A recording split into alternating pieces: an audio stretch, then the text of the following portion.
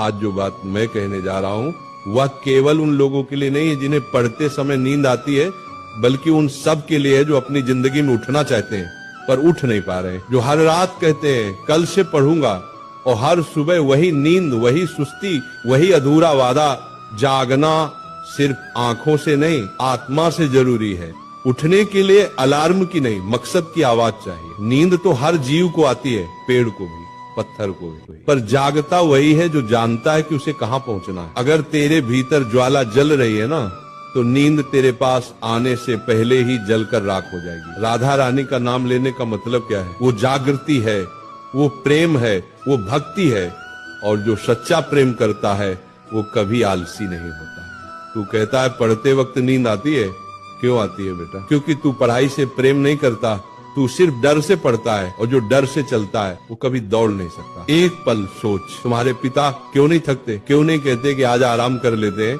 क्योंकि उनके भीतर का कर्तव्य प्रेम से बड़ा है। तो जब भी पढ़ते वक्त नींद आए ना, एक बार अपनी माँ की थकी हुई आंखें याद करना। उस वक्त तेरा खून खुद उबल उठेगा, क्योंकि माँ बाप की आंखों में नींद नहीं है तो बेटा तुझे भी सोने का अधिकार नहीं है।